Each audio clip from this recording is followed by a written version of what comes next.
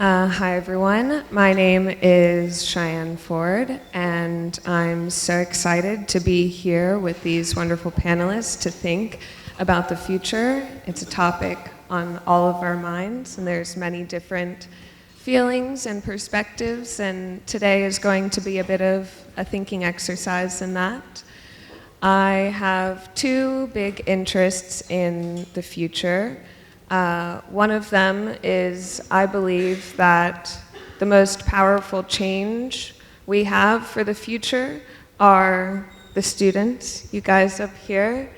I think that the people who are working on their first projects and they're working with other first-time DPs and producers and directors, that is where change can happen. And I empower the students to take all of this incredible knowledge we've had here this weekend and help inform the other people on your set about the role of a production designer. Because we've all heard people talking about how people don't know what we do. And I think that it's actually the students who really have the power to change that. And I think about this a lot because I am the founder and program director of a mentorship and training program in New York called Art Craft NYC. Inbal was actually the first person I told outside of my friend group. I was like, hey, I want to have this crazy 5-week intensive where we teach all of the practical and theoretical basics of design and props and set deck and construction. And she was like, yeah, do it. Here's some people you can talk to. And this picture, if you were in the last panel, when Thomas was talking about the picture collection, and this was a field trip that we took the trainees to the picture collection. It's amazing. If you're ever in New York for even just 6 hours, you should go there. It's at the New York Public Library at Bryant Park. And there's just a wealth of information.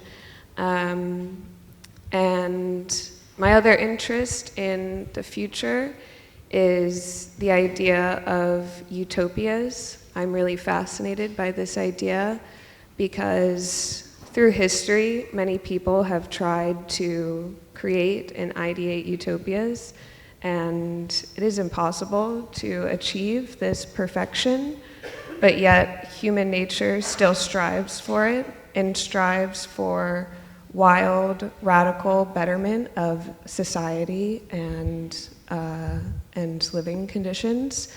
And so I hope that here today we can all imagine together a utopia for production designers. And I know there's also a lot of fear and concern for the future, but it hasn't happened yet. And we have a collective power here. So enough for me, time to get to our panelists. And I want to start by hearing about a project that has changed your perspective of the future, whether technology played a role or there were other interactions and dynamics. What changed your thinking about our future ahead of us? Inbal, if I can start with you. Sure. Well, I chose a project that's not a film. It's actually the inaugural Production Designers Gathering. Here's all of you, last 2 years ago. I think it was interesting because I feel like in the first gathering, as is in this gathering, we spoke about so many things that affect our profession, but also you could sense some topics were springboards to continue to discuss. So I really this year, for example, charted what's happened since our first conversation about virtual production 2 years ago to the conversation we had this time around, or our conversation about our well-being at work and where we're at now. So I definitely felt like a lot of the conversations were sparks to a more long-term change, and I know that the gathering inspired a few associations that got started around the world, and definitely a lot more connection between designers. So I think that kind of got me to think about how can we be more forward thinking? How can we look into the future in order to be more proactive about our present? James? I'm so excited to be here that I'm having trouble like distilling it down, but I do have a little bit of I'm gonna stretch out just for 1 second. First of all, thank you, Inbal, for having us again.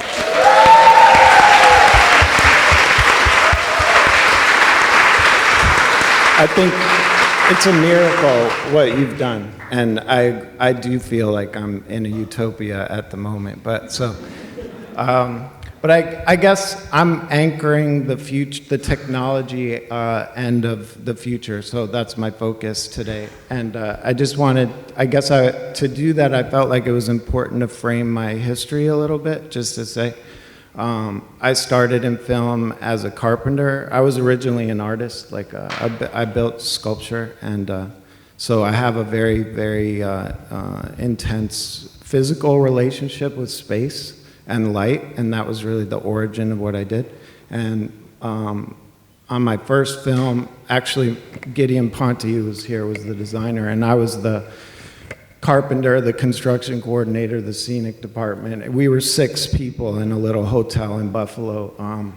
And I guess I just learned from that, like, how amazing it can be to be physical with your work and touching the work and being close to each other. And we were very intimate and talking about our ideas all the time in a small team, and it was amazing. And then over the arc of my career, I think, you know, projects got bigger and bigger, teams got bigger, technology started coming in, and I feel like just to step through that a little bit, you know, I worked on a film, a larger film, The Fountain. That film, we had a no CG policy, so we were working in 3D, but you know, all the effects were practical and in camera. And then I went from there to, and that was a bigger team. I went from there to The Avengers, which was suddenly an airplane hangar full of people. We had visual effects department in another campus, really far away from us.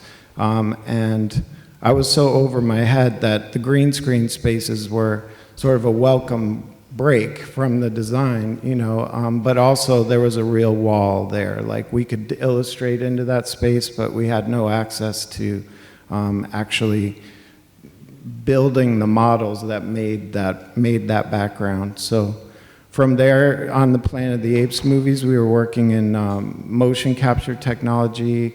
We had an embedded visual effects art department within our group, but they were working for Weta.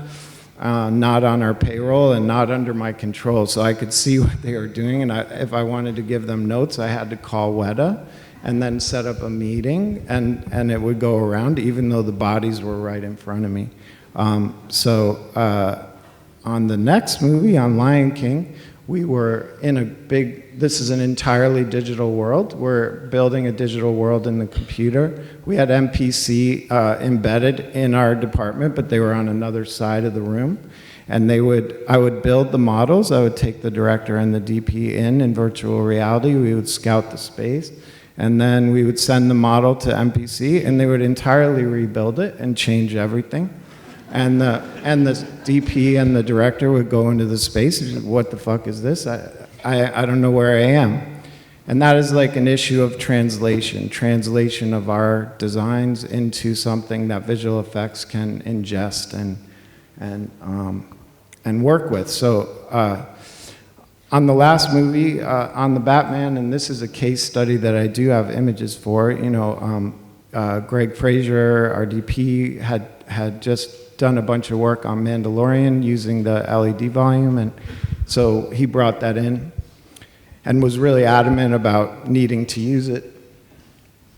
And this is the set. Can you just stay on that first frame? The Searchlight Tower, many scenes took place there. It is a set someone mentioned in the epic session yesterday that like basically we had golden hour or dusk the whole time. So it was the perfect environment for using the LED volume. And so you can go to the next set.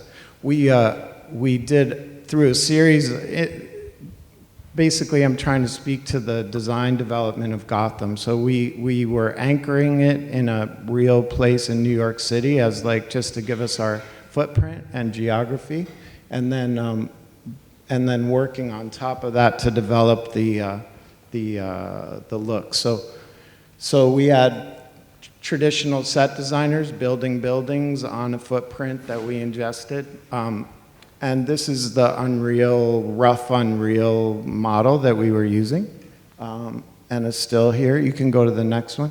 And then we would give this to the illustrators and work with them, up-resing and detailing this model and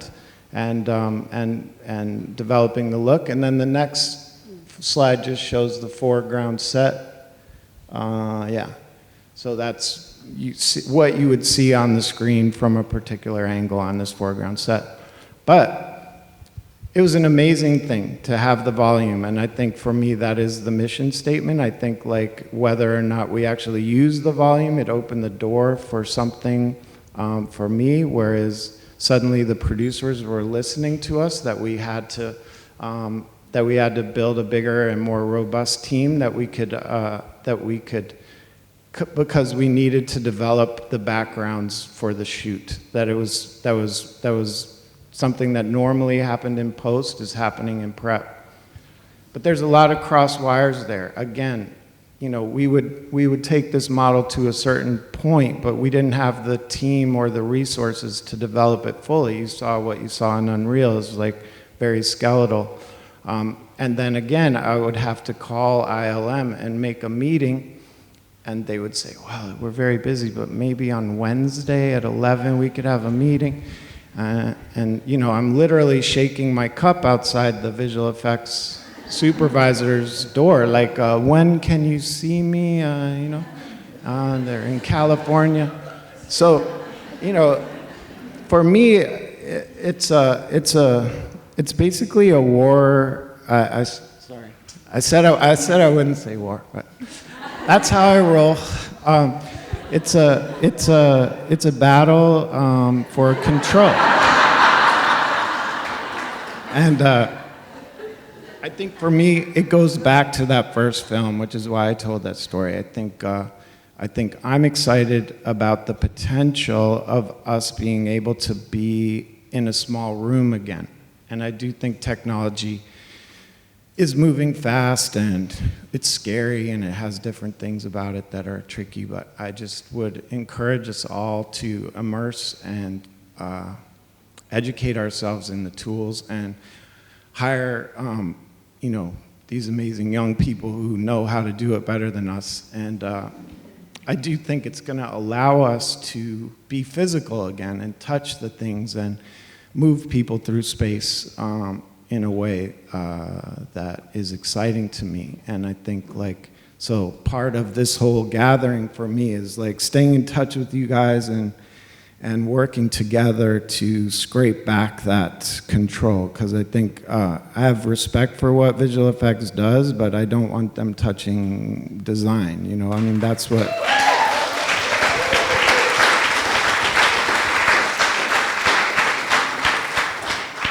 That's what we do, and it's our art, and I'm really proud of it and proud to be connected to all of you. Thank you, James. I love to hear about your origin story and the way that you worked on small teams and building with your hands. I think that's very inspiring, especially for early designers where they think, how can I possibly get into these bigger realms? And so it's inspiring to hear that. And I wonder if you have any strategies on how to stay physically connected with the sets and the design when you are in extremely digital realms. I don't draw in 2D. That's not my language. I mean, I live in space and physical form. So I like to model in the computer myself. That's how I visualize things. And so for me, I've just over the years, I've learned to accept that space, and I know what things mean in that space. But again, I think if we can build a more robust team, depending on the project, obviously, but I think on a bigger show for me, I think bringing in a diverse group of artists that can work in digital space, in ZBrush and programs that are more fluid and sculptural. You know, I think I've always say to a young person coming into the business, I mean, the digital space is very seductive, and it's really easy to copy things and paste things and steal assets, and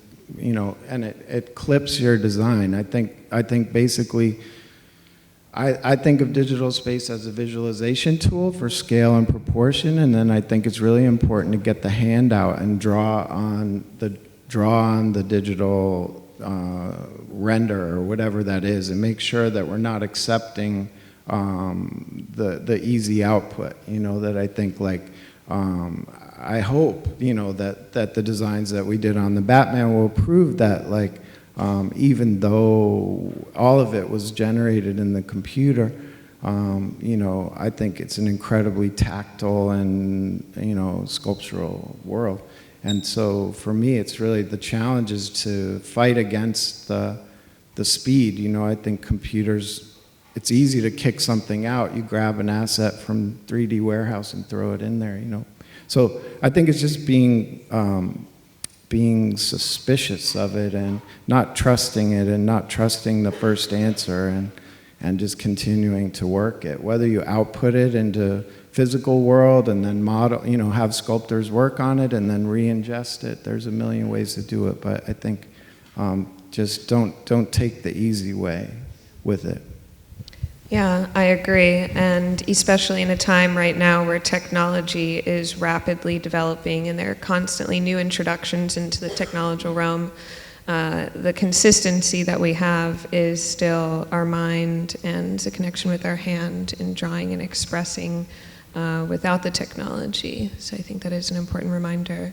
Jean-Vincent, do you want to talk about a project that has changed your perspective? Yeah, so for me it's very simple. I was designing a movie with a director I designed before his first movie, and it was a story of an architect. And I am an architect, and since 35 years I was not being architect, I was just designing movies. And suddenly I work for free 3 months, I scout in Poland, and for many reasons, I passed the movie because I, of course, had an argument with producer extremely bad and the director too, who wanted me to do the movie.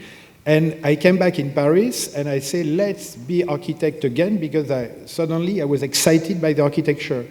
And I'm lucky, a few months after, someone asked me to design some stages, and I said yes, if I can design the stage of the future, like to begin from scratch and to do the ideal, like everything I can with the technology possible.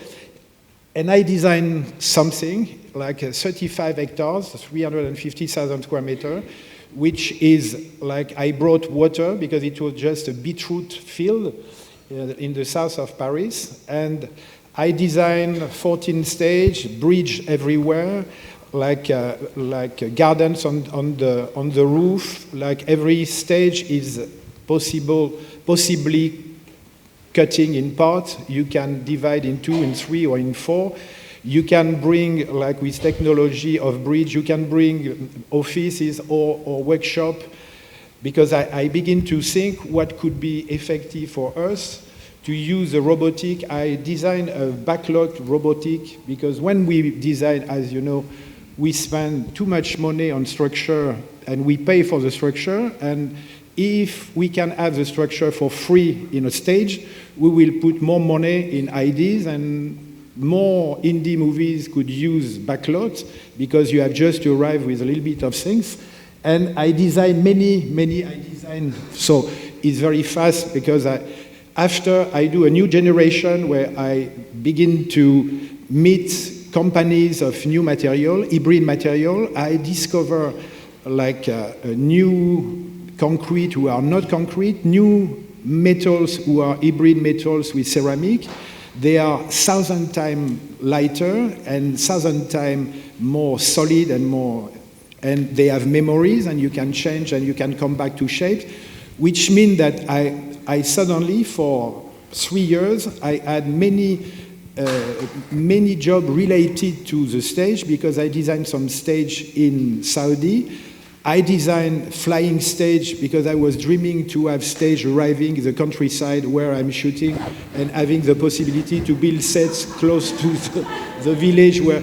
And after I designed stage, underwater stage, to be sure that we can build stage with the power of the water, which is extremely secure for the structure. You can have light fabric, like a flattable structure where you can build a stage, and with connection with the top, we bring, and like submarine open to the shore, you can bring things.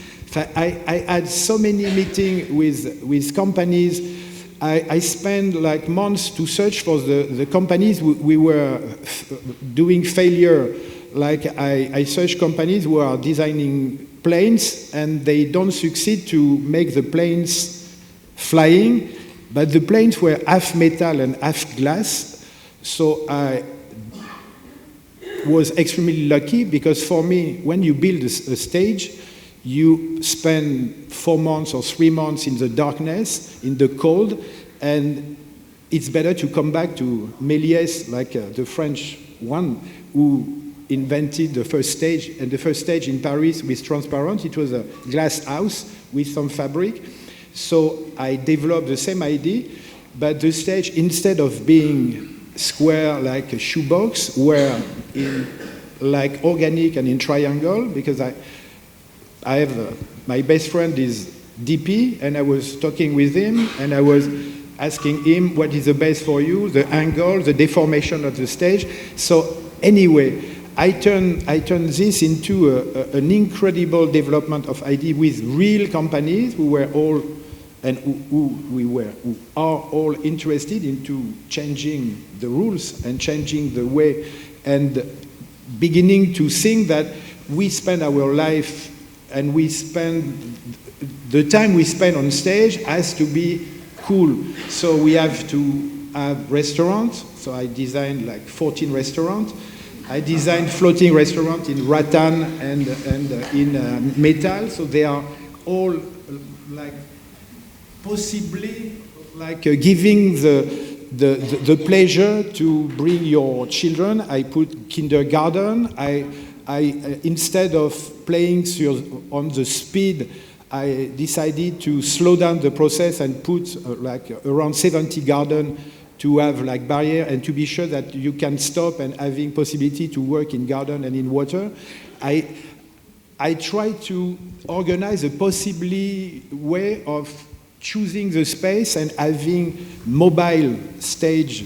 And when I'm listening to the Utopia and like James, like it's really for people who want completely to have the possibility to organize like project after project their way and having all the facilities and the space like connected. And if it's not connected, you can move. That's why I designed some stage in circle where you can move everything around you and create like the space as a prototype, because we are building prototype, but we are building prototype in extremely old-fashioned shoebox where we are using a minimum space and where we need space and light and pleasure and food and meditation and the way to create. We don't have that. We are in like strange. All the stage I use in my life are extremely extremely dark and not interesting. And the place, when you work, when you design a movie, the space is ugly. The architecture never came in the design of that. So it's, for me, my way of like proposing the fact that we have to change like a city of the future. We need to live and work in place. This is my underwater stage. You see the stage under. They are like, you can bring them from Africa to Asia to anywhere, and it's fun. And the big tower, I invented like a 3D printer, gigantic, of 45,000 square meters with gravity, where you can play and having movies in gravity because it's gigantic magnets. And I work with company who were completely, they were looking at me, what the fuck? What do you want? What do you want to do? And I say, I want to do the biggest fucking printer and the biggest things to, and who will use it? I say, I don't know, James, maybe. and he will play with gravity and shapes. And so anyway, so my way is more to, not completely to dream, because I'm not completely a dreamer, but I'm like very direct and very, very simple, but to feel that it's time, and since 4 years, it's time to think that the production design is the centerpiece. And when you look at that, you of course like observe the fact that you enter the position of the production designer is dominant, because for me, like for James, the supervising, like so many times I see movies I design which the ending I discover design I never did, with like extensions so ugly, and so the world insanely with no control, no taste and everything. So it's sure that we are like, we have the possibility to prepare a movie, we have the possibility to design, and it's very hard to have the fee connected to the ending, to add 3-4 months fee for a production designer, because they don't want to pay, they prefer to pay 2 or 3 people, supervising manager, VFX coordinator, creator, creative director, VFX, and suddenly I was thinking that we will be running, like you enter in the place I design, you do the movie, or you do the piece of art, because what I forget, of course, I design in connection with school, with Lab of Future. I discover so many companies with new materials, so I was saying, and if you have a lab inside the stage, can you take the movies as a prototype? Can you offer the texture, the new material to the designer, to be sure that the production designer is part of the process of testing material, using material. So of course, as soon as you do that, you need to have also school, and you need to have also nursery and the possibility, for example, when you do backlot and the number of organic backlot and jungle and forest and landscape I design, with the fact that in the end, the 200,000 plants are dead.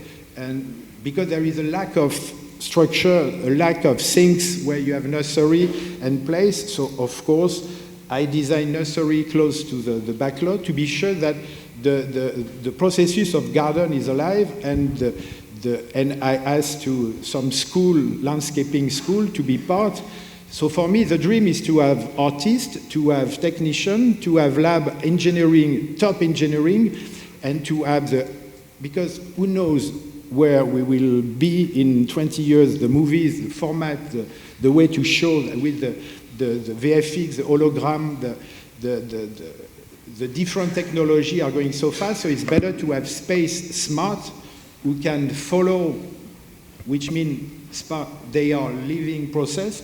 They can be smaller, bigger, like higher, deformation. You design your future, and it's good, and I feel it's enough.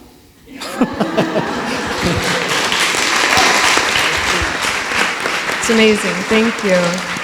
I've been hearing about these floating and flying stages and waiting for weeks to see those images. They're amazing. And I love, there's been many conversations this weekend about how to have better balance and well-being in our lives in this very difficult industry. And I appreciate that you have found solutions in design, because of course we all know the power of design on our well-being. And why the hell are we shooting in warehouse boxes? It's awful. I'm ready to shoot here. And I've heard so much over the past few weeks too about all of the thought and detail and real technicality that you've brought to it. So thank you for sharing that. Mara, do you want to follow up with that? That's a tough act to follow. I think I'm going to approach this a little bit more philosophically and not specifically about one project.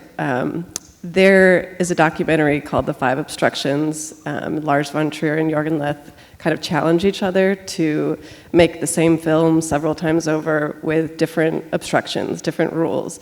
And so whether it's location or budget or script. And I think it was such a profound way for me to think about how we approach design. Because whether we know it or not, we're imposing obstructions. There's rules that we are putting in place, whether it's when we start our research, or the teams we assemble, or even the mediums through which we convey our ideas. And I think that over the course of my design career, I found, James mentioned going to battle or going to war with visual effects. And I think in the last decade, there has been this kind of like turf battle with that department. And as I was designing larger things, I was finding there was this very antagonistic relationship between those departments, and that there was also, there's strange things with like not being invited to meetings, about the visual effects of the show. And I, in the beginning, there was an intimidation factor of like, well, I'm not on the list. I guess I shouldn't go to that meeting. And what I realized was that I was giving myself an obstruction. I was giving myself this boundary because I was intimidated by something that I didn't fully understand. And so then I said, this isn't about the AD neglecting to put me on the list. This is about me not educating myself so that I know what I have to say in that room to preserve the look of the show and to fight for those things. And that this is about me like deconstructing that obstruction. And I think that was a really important moment for me of just like, I don't want to think of them or that potential tool as a potential villain. You know what I mean? I want to figure out when is it best to utilize those things and to sell that. And so on the project that I just started last week, I was asked to pitch on something that is very, very, it's an established canon, and it's very well known. And it was this, they basically said, what do you think it should be? And it was this very open-ended thing. And instead of approaching a pitch of like, this is what I think a specific moment in the set or in these worlds should look like, I created a rule book, basically, of like, these are things that are part of the canon, these are things that are not, these are doors that can be open. But I also claimed some territory in that pitch of the creatures are going to come from the art department, and that the kind of fantastical elements, because there's kids involved, should be in camera as much as possible so that they're reacting and performing in response to those things. But so instead of waiting for those meetings to happen down the line, I said, I'm going to stake my flag in the ground and not let that become an obstruction. And I think these are things that as designers, and I think we could all talk for hours and hours about, like how do we, ensure that as these technologies advance, that these are part of our department, and we have control and post to oversee these things because that's part of design. I think there's so many different things that can be said on that, but I think it's really important for us to be aware we create our own obstructions and take control of that. Thank you, Mara. When you have had these moments of really staking your territory,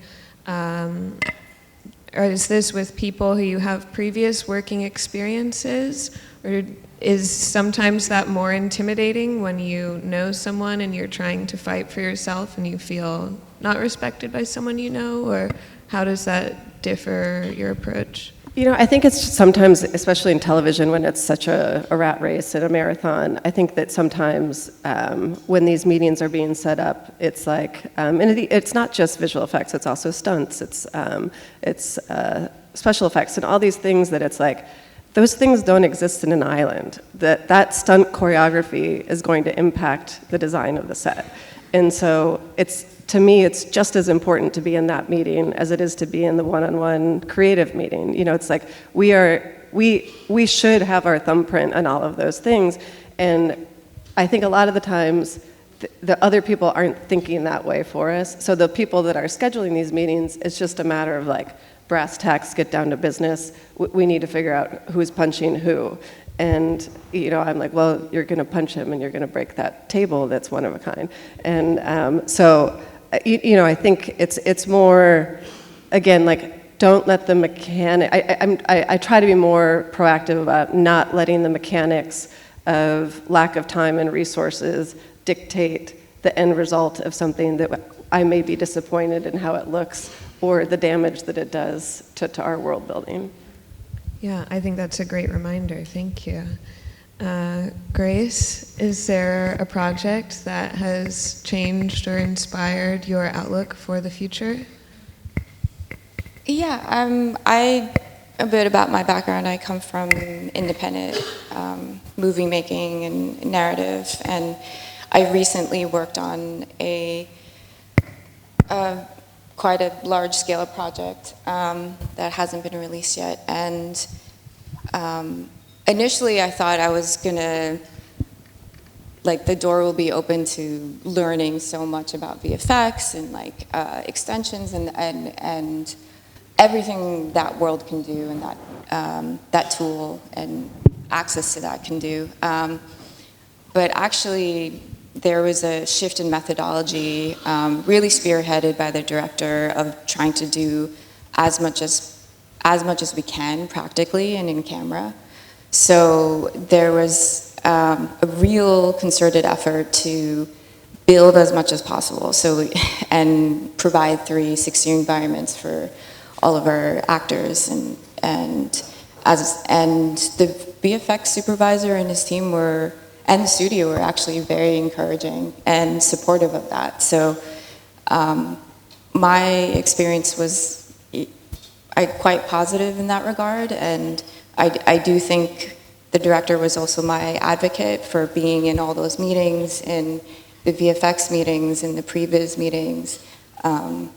There was an interesting thing that happened along with our project because it spanned the strike. It started up and then shut down and started up again. So we were asked, you know, every department was being crunched for budget at the time we returned. So, and actually a lot of the departments that took the bigger hits were previs and VFX. So we had to set up some form or sort of previs-esque operation in the art department. So we would take our set models and put them in a very simple, like, Unreal setup on an art director's computer, and we'd bring the director and DP and we'd float around in there, and, like, you know, it would have all the camera settings and the lens sizes and all that. And that would inform the shot design that the director and DP were creating at the time. Another thing is we had a 3D modeler in the office with 3D printers, and so we'd make scale models of all of our builds, and that also was incredibly useful for all of our sequence meetings. And like, for instance, like our biggest like action sequence, it was me, the director, the DP, special effects, stunts, props, set tech, VFX, you know, and it was, we're all looking over this model, and it was actually quite nice to have a tactile thing to like be moving vehicles around and characters around and marking on spots on the model of like, okay, they're gonna crash into this wall, this thing, this awning needs to fall, this like, and then like, we'll have practical like falls and, you know. So that was actually rather cool and fun. And I'm just scratching the surface of understanding and utilizing these tools, which I'm very excited to learn more. But that was my recent experience. Do you feel like people were, like the directors and producers were kind of leaning on your expertise since everything was practical and there wasn't as much VFX with the sets? Do you think that that you actually had more power and say in conversations? I guess because that was my first experience, I don't really know how to compare it to anything else. So, I mean, what I did realize, you know, initially it was quite an intimidating and daunting thing to enter into this world. And considering I come from an indie background and I never had this amount of resources or team before. But as I was doing it, I realized I could rely on the things that I already knew about space, about, you know, working with art directors and set designers and, you know, construction foremen and, you know, being able to go and visit the progress on all our stages and also bring the director and DP around, and we can, you know, map out where each beat for the blocking is on the physical set. So I guess, but that's just kind of the way we did it. Yeah. Inbal, when we were talking the other week, you were commenting that the role of the production designer is to be a future seer on every project. We walk onto a location and a production designer can walk into the most bare, white-walled room and see endless possibility. And sometimes that possibility feels so obvious to us. And it's very hard at times to get everyone else to catch up. Even when you explain, okay, but we're gonna paint and bring in all these things, sometimes it's really difficult for them to see that future that we can see so clearly. And I want to tie that idea into this conversation and open it up to all of you.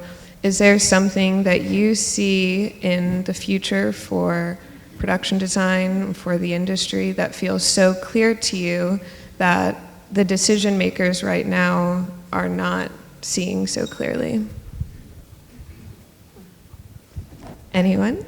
I've got one. Getting back to battle territory, I don't think they see a revolution happening, which is happening right here, which is the synthesizing of all these ideas that we've talked about this weekend. And so it's ideas of sustainability, it's ideas of a healthy work-life balance, it's ideas of control of visual effects and other technologies, it's ideas of advocating for like time and post and all these things. And you know, I think the other thing that I'm gonna make a completely insane plea for is that I think some of us should consider pathways into producing so that we have a voice on that side of things.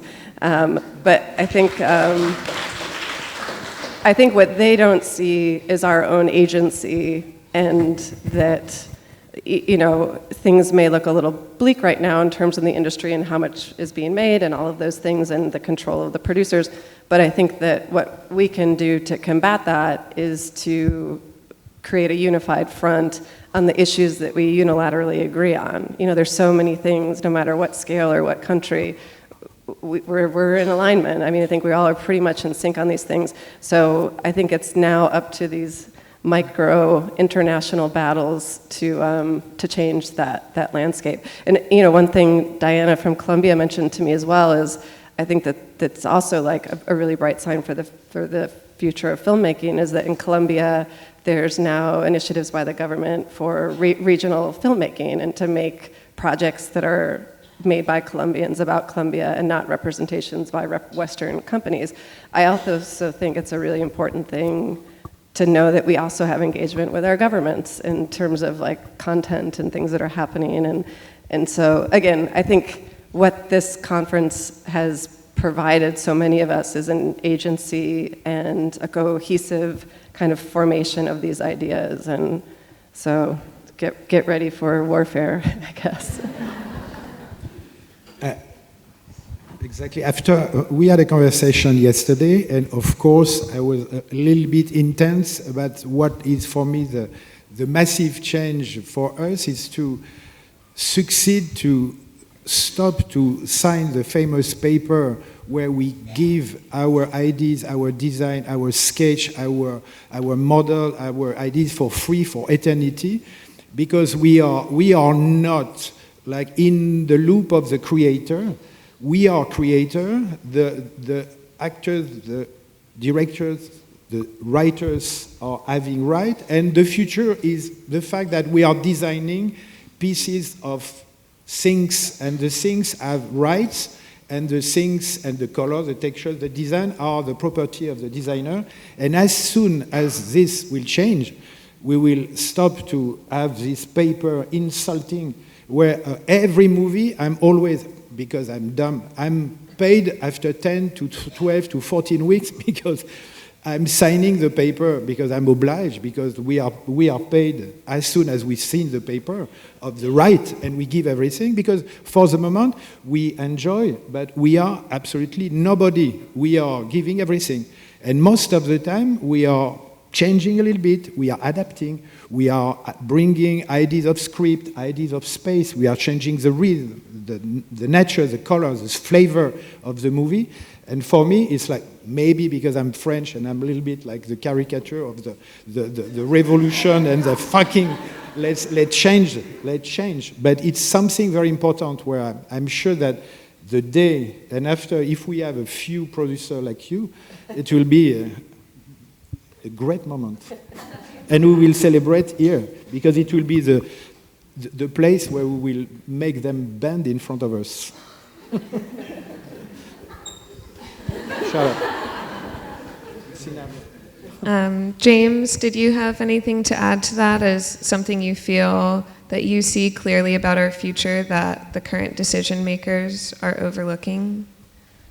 I mean, I guess, again, going back for a second to say, like, I think the origin, we were a split team. It was the art director and the set decorator at the beginning of film, and then that was unified, and then visual effects came in and diluted everything again, and split the team even more so in the fact that they're the vendor and they do this mysterious thing that the producers don't understand, so they can give them a number and they're just behind a wall. So for me, as the tools are improving, and I think, again, more and more we realize that we can do this in our department, I'm hoping that, for me, the vision of the future is that we consolidate the power again and are recognized as a singular thing. And I think that the tools, for me, are exciting in the sense that the producers don't understand how we do what we do. Again, whereas before they could debate how much a couch cost or that wall. Now we're in pixels, and pixels are our friend in the sense that it's something that people have a hard time understanding. I think that's why DPs have so much latitude, because the producers don't really understand how it works, whereas for us, they feel like they can explain everything. I think we can use that as a shield to protect our budgets and to scrape back some power. And I also feel, I guess, when I look into the future, that again in this group, like I feel like I think we all share a very interesting personality profile, which is that we're very, we enjoy being behind the camera. We don't like being in front. We don't like making noise. The best design is invisible, all those sorts of things.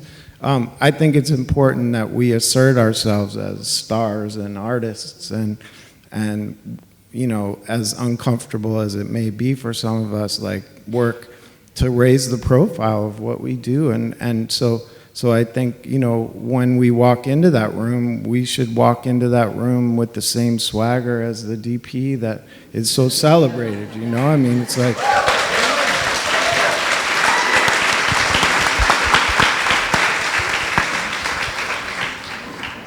And Grace, I loved hearing your story about you went into this bigger project and you were maybe expecting to have that intimidation factor that Mara was talking about of all this technology you were going to face, which was so new to your skill set, but in the end you relied on the skills that you already have, which is being character-based and story-driven.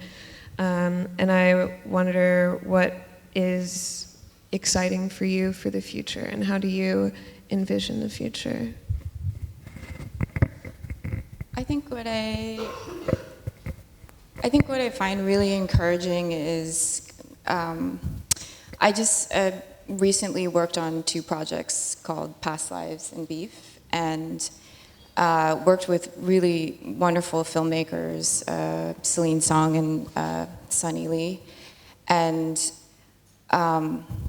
I admit at the beginning of my career, I couldn't even conceive of being able to work with creators who were Korean American and who wrote their personal stories that were so relatable to my own personal experience living in America and growing up in America. And I just didn't, I couldn't imagine that for myself. So, and these 2 projects have been really kind of eye-opening for me of like the potential of the stories that can be told now. And my hope is that it will continue on that trajectory, and that if there is a designer who longs for working on a project that is very close to their heart or personal experience or cultural heritage, that is accessible, and it's not a rare thing, it's a common thing.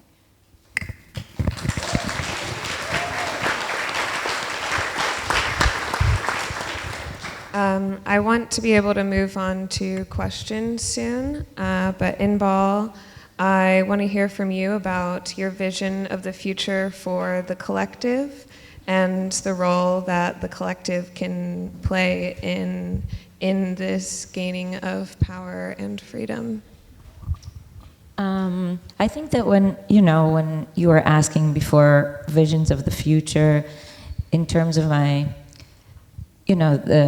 a personal soapbox, similar to how James is fighting against VFX, I would like to fight against competition in our field, and a lot of it circles on awards and how we are part of some sort of reward system that I'm not sure is just or even makes sense. And it's been on my mind for many years. I speak about it a lot, and I ask myself the same questions because I don't think that's only part of the entertainment industry. I think it's just part of living in modern society, or westernized modern society, and that we have very clear images of success and failure. And as a community, we also bestow those titles onto people in our own community. And I don't know, it's a very complex subject to discuss, and I see advantages in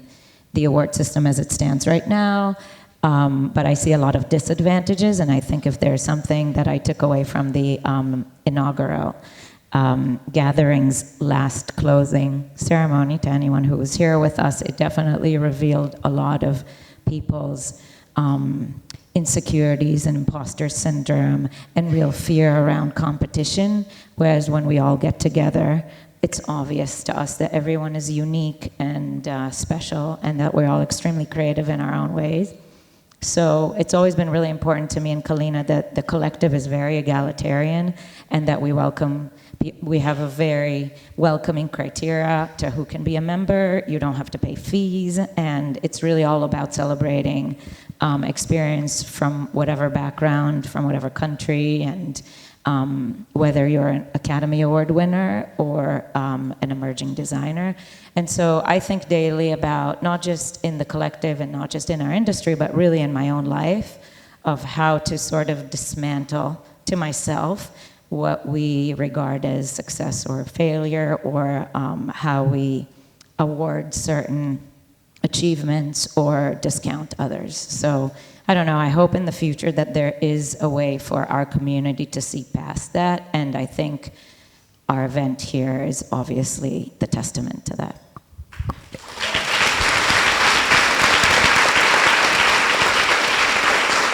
Yeah, absolutely. A takeaway that I've had this weekend, I don't know, of course for the future I've had fear in the past few years. It's very unsettling to feel so lost in what will happen next.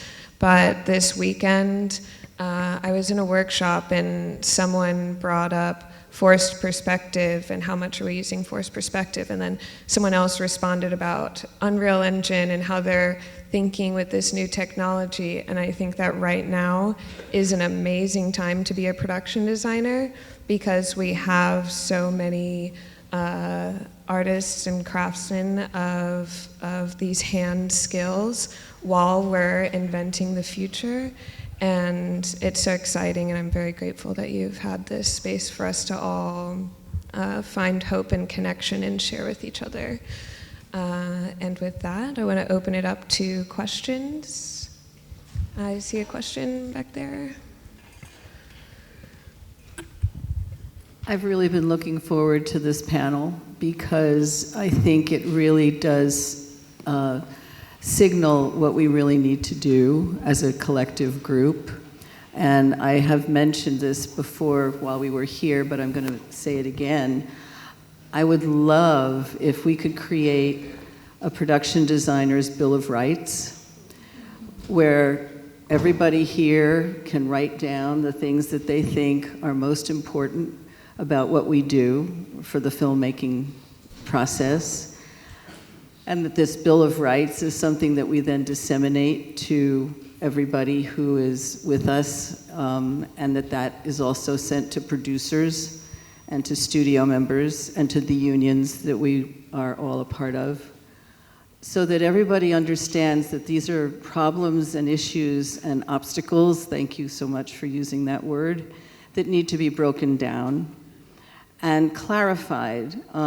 In my experience with things such as VFX, I put in my contract that, number one, anything that happens on the film with visual effects has to come through my department, that if I need to, I have a previous person on staff to create the images so that I have control over what they look like, and that as we go through the complexity of visual effects, that I am put on either a weekly basis or a daily basis to approve the actual visuals that are created for the film.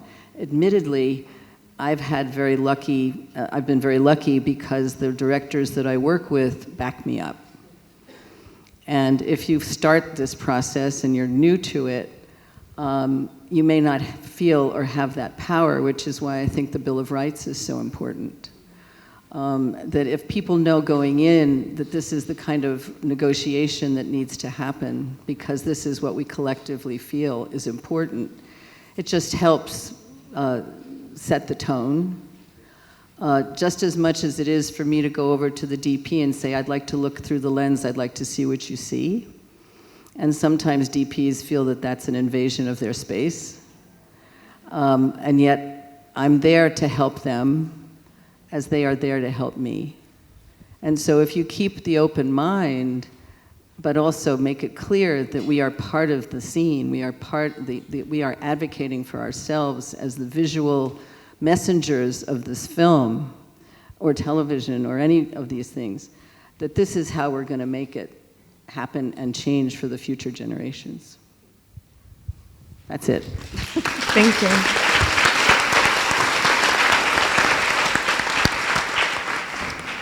Yeah, I think that's a great exercise, and I challenge everyone in our lunch conversations today to talk about this and what would you write in your Bill of Rights, and students as well. Don't wait for other people to tell you the answers. Like, come up with these things.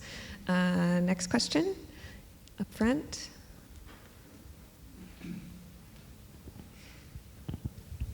Really inspiring, everyone, really. Both visually, Jean, those images are astounding. So hopefully that is our ideal future. But really interesting to hear from all of you. Bringing it to a practical level of dealing with studios and producers. We come out of a model where we had control of everything in the studio, at least in the Hollywood model. The production designer sat above a huge fiscal department that did everything that now has been balkanized out to visual effects and other entities that we've lost control of. Studios, producers, the capitalist corporatist machine that some of us work for, not always an indie film. The sensibility is the path of least cost and the path of least resistance. And I don't mean that to be cynical, but that's sort of the wall we're facing of how they see us and other departments. So how do we both be, I guess I would call it the velvet fist, have that strength, but be in a position to show those entities, producers, and everybody who represents it, that this is in fact the best path, the most practical path, and in some cases the most cost-effective path? Is there a set of strategies that we can begin to construct that help us convince them of that, so they don't see this as an adversarial process? Do you have any thoughts on that? I mean, in my mind, I think it's like you said, it's always going to come down to money for these things to be digested by the producers in the studio. And so I think the more we can illustrate how to incentivize these things, and that's a complicated thing to do. But I think, and James can talk about this a lot more than I can, but I think these ideas of the more we can previs within the art department and design within the art department so that things are happening in camera and not in post, that's also a financial savings of the time in post to develop those things, and that you're working in sync in the art department to do those things. So there's a financial benefit to us having more people in our world and doing it up front as opposed to in post. But I also think, there's also some things, touching on what Inbal was talking about how we see each other, representation. I think there's also kind of getting into ideas of sustainability, a little bit of looking at ourselves and shedding ego. And there are actually 4 images, if they're easy to show, but I designed a set in Budapest that was a backlot, 1890s backlot, and we built it out of steel, and it was sold to the studio after we shot. And like for years later, I would get like photos from people, and it had gone from an 1890s backlot to a 1970s backlot, and I would be like, God damn it, it's like that was my, that was my thing, and like I'm not getting any recognition for it. And you can go to the next one, I think. And it was a really frustrating thing. And then recently, I designed a set in Prague that was 1940s Paris. And from the get-go, when I first got there, Mark Holmes was had just designed a small light, and there was some steel structure from their backlot. And I went to him and I said, Mark, listen, I know this is completely taboo, but our show doesn't have the biggest budget in the world. We'd really benefit from the structure and some of your pavings and things like that. I was like, designer to designer, can we talk about some sort of exchange, and like our production can maybe pay to help you guys finish up by not having to pay for strike on this set. And so we inherited this steel structure and a few other kind of surface things, and we built this 1940s Parisian backlot. Flash forward a couple of weeks ago, or at the end of that production, we were again tight on money, and so I went to the producers and I said, listen, that is all built out of steel and it's built to last. This thing's gonna go for a little while longer. Can we sell it to the studio so that we can complete? And the showrunner looked at me and he was like, do you really want other people shooting your set? And I said, I don't want to waste what we just did, and also I want one more great set. If we sell this, we don't have to pay for strike. I want the money on the screen. And it was a real, again, like evolution of myself of shedding the ego and saying, okay, yes, this is gonna show up again. And sure enough, a few weeks ago, Stella, who's here, sent me a text, and she's on the set, and they're using it for a commercial, and that was a really joyful moment, whereas opposed to the aliens thing. And I think again, like rethinking how we have ownership of these things to turn it into a financial advantage for ourselves and the producers that also leads to questions of sustainability. And then also, I think James can speak more to, by doing things in camera in real time and the art department controlling that, there is a financial advantage to these things. And we have to figure out how to convey these ideas so that all of these, our Bill of Rights, our code of ethics, these things that we want become a financial gain for them.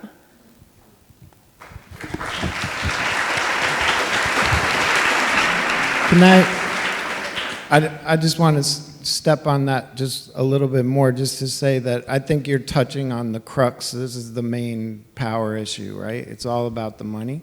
And for me, I think it goes back to some sort of seduction, basically, that we have to get our directors into our rooms early, and we have to get them super invested in the tools we have and the magic we can make for them. And I think the idea of like having previs in-house and being able to give them some eyewash early on where they go, wow, this tool is really helpful to me, and let's get the DP in this room. And so I try and literally build like a very comfortable space with dark walls and popcorn and get them in there, make sure that they're in my office and that they're sitting there, and they're ingesting my backgrounds and they're seeing all those things that we create early on. So that what happened on Lion King, when visual effects comes along and starts monkeying around, they go, where's James's set? This isn't what we've been looking at for 9 months. So I think it's up to us to, again, be nimble and try and indoctrinate the people around us. And I do think ultimately my dream is that we're building fully realized 3D space in the team that, that we can convince the director to advocate for us, to say well, he's doing great work, why don't we just finish it? Why don't we just keep going? And I do think that's the way we're going to be able to push it through with producers. But also to expand on that and to touch on what Mara was saying before about the meetings we're not invited to, I think that it's not just being in those meetings, it's really pushing ourselves into those meetings and arriving on the first day immediately to the line producer's office or the producer's office, and not just welcoming the director, but welcoming ourselves into those rooms and just basically being like, I'm here, please consult me on anything. You are wondering where you should shoot, which country, you're wondering how to reduce your budget. I am actually your collaborator for all of those conversations. And I think that a lot of times, as you're asking before, what do you see clearly that you think the decision makers don't see? I clearly see that we are very important collaborators to making a good film, which is way beyond our design. And perhaps not everybody in this room loves being a producer, but most of us are really good producers and we're really good money managers.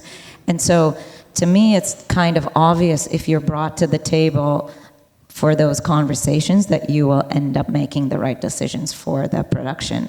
So I think expressing ourselves as those people, presenting ourselves as those people early on, which I don't know exactly in what way you do it, that depends on one's personality, the producer's personality, and the whole production vibe, but to invite ourselves into those rooms and check to see how we can insert ourselves in all these different ways so that we establish agency early on over all of the decision making. There's another question up here.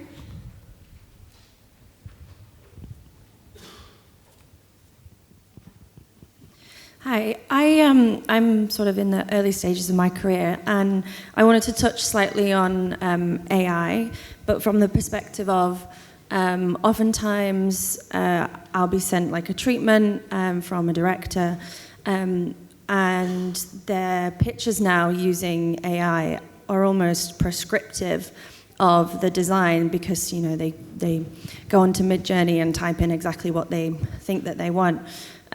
So I wanted to find out if any of you have sort of experienced that or how you might approach it when you're sort of coming onto a project that in theory is already designed by the director using this new AI tool.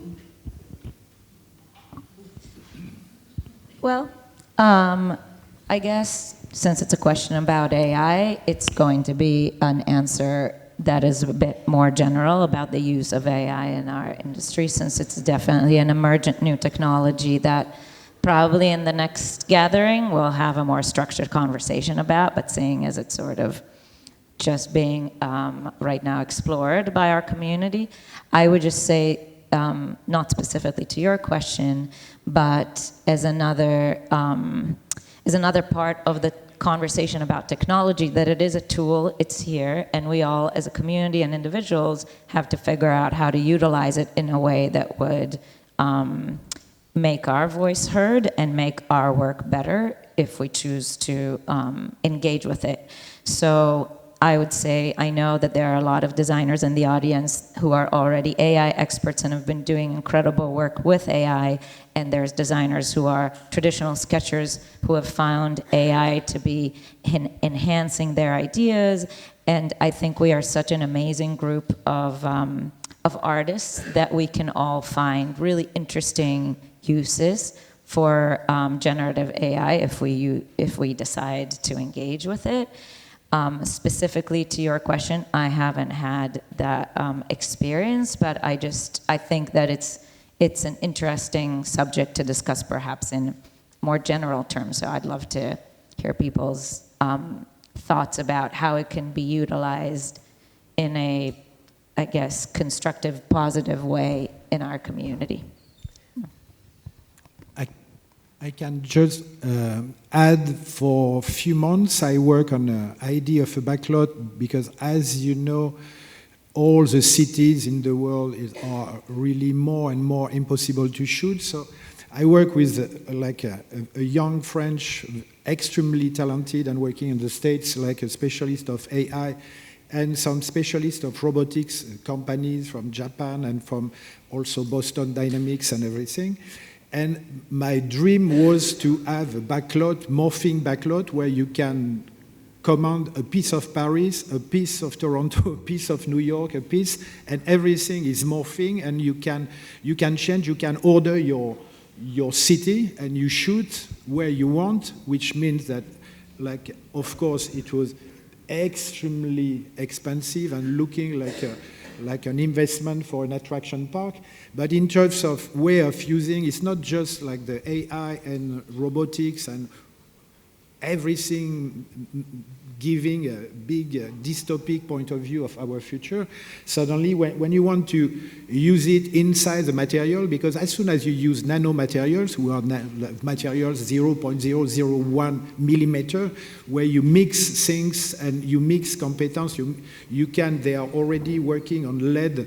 All the walls of your stage will be the LED of the last generation, where you can be black, but you can have like any use of visual inside the walls, who are transparent or not.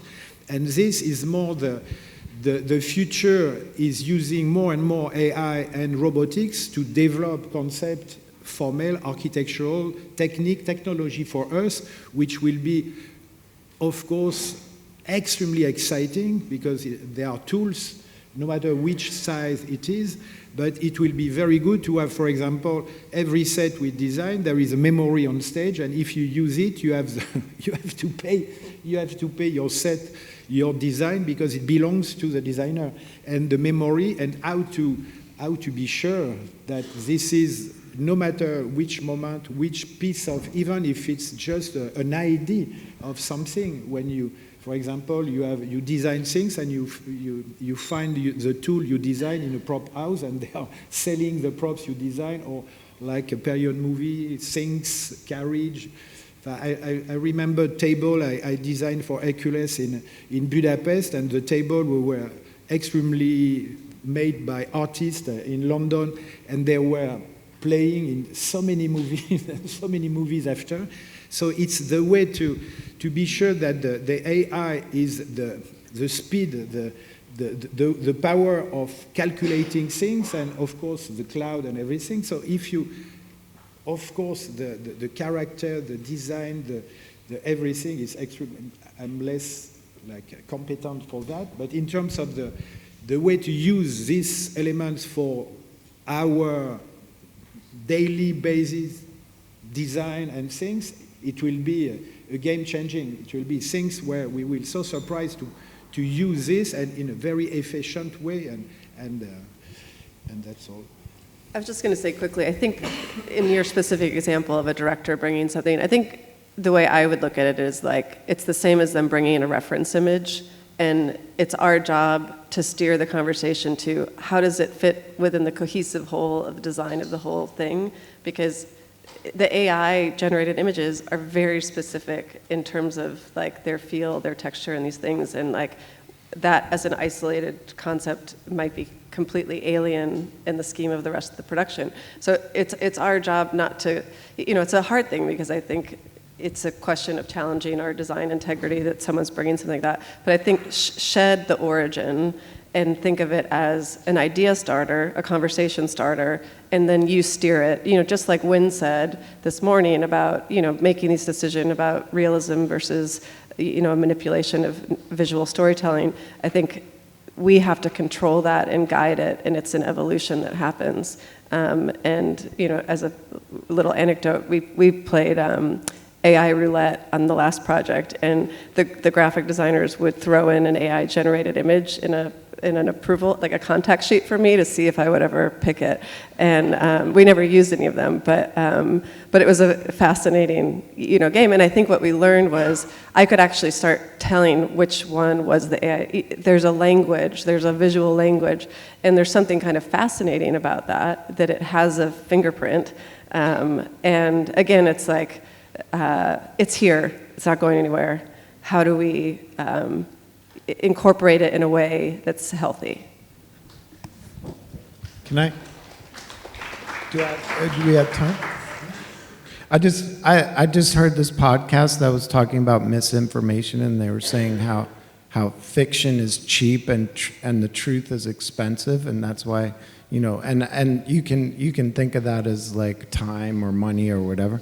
But I certainly think that way about AI. And to your question, I mean, I think developing like a cohesive design for a film is like, it's expensive in terms of time and energy and your heart and all that. And so I think it's terrifying that directors are punching in, and because of course they want to do everything themselves. That's what they want to do.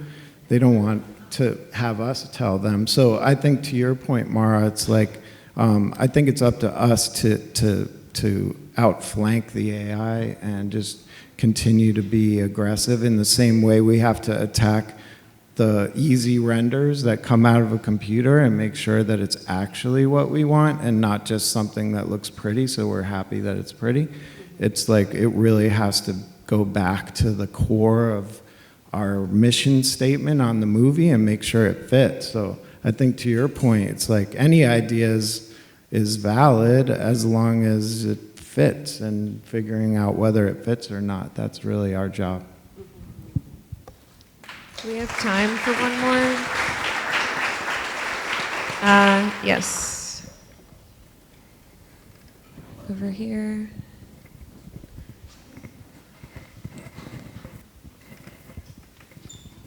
This is all fantastic, and I thank you so much. Thank you, Inbal. I mean, the beauty of what we're experiencing here is, in fact, this is a non-competitive, professional gathering of like-minded souls.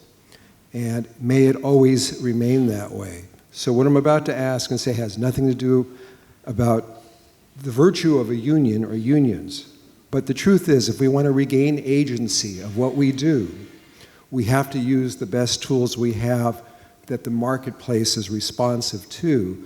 So I'm just curious, us from North America have the privilege to belong to labor unions, which are there to help us, but they're manned by human beings. And as we know, human beings have failings. I'm just curious if how many of you belong to a union? How many on the panel belong to a union? I won't ask the room because it doesn't matter. The point is this. You are leaders of the current and future. So it behooves you to become engaged in those unions, because the apathy amongst designers and the trade unions is fierce. And if we don't become the driving engine to make them do better for us and our profession, it'll only continue to dissolve. So that's part of the challenge of us being together, to know we need to use those tools to our advantage so that we take agency over what we do again. Definitely, and I want to expand on that. Just to expand on that, it's not just the unions, it's any kind of association of design around the world. Many have been started recently and they need our support.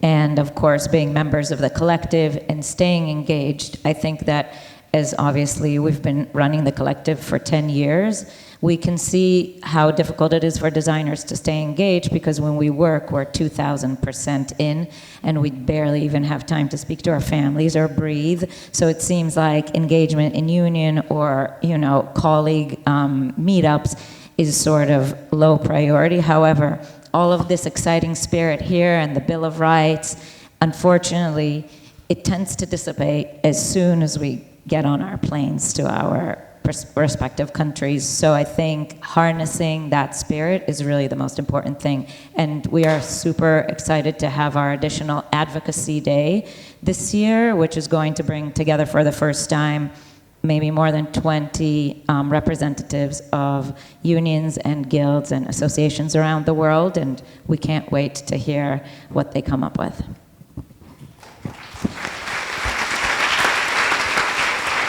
Thank you so much. And let's give a final round of applause to our panelists. Thank you so much for all of the conversation you brought.